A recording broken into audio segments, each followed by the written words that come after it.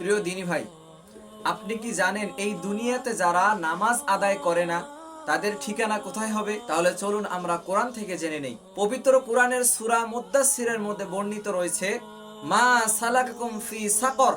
ফেরেশতারা যারা জাহান্নামে যাবে তাদেরকে জিজ্ঞাসা করবে, কিসে তোমাদেরকে জাহান্নামে নিয়ে আসলো? ক্বালু লাম নাকু মিনাল মুসাল্লিন। তখন তারা বলবে, আমরা নামাজ পড়তাম না, আমরা মুসল্লি ছিলাম না। অর্থাৎ তারা নামাজ আদায় করত না। এক নাম্বার। দুই নাম্বার হলো ওয়ালাম নাকু নুতঈমুল মিসকিন, আর আমরা মিসকিনদেরকে খাবার খাওয়াতাম না। তিন নাম্বার, ওয়া কুন্না নাখুদু মাআল খাইদিন, যারা ইসলামকে নিয়ে ঠাট্টা করত তাদের সাথে মিলে আমরাও ঠাট্টা করতাম। ওয়া নুকাযযিবু বিয়াউমিদ্দিন, এবং আমরা এই বিচার দিবসকে মিথ্যা প্রতিপন্ন করতাম, মিথ্যা মনে করতাম। হাত্তা আতানাল ইয়াকিন। এভাবে চলতে চলতে কিয়ামত এসেই গিয়েছে। আমরা কেউই চাই না যে কাল কিয়ামতের দিন আমরা জাহান্নামে যাব। আমরা প্রত্যেকে চাই জান্নাতে যাওয়ার।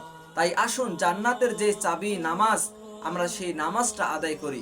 আল্লাহ তাআলা আমাদের সকলকে বোঝার এবং আমল করা তৌফিক দান করুন। আমিন।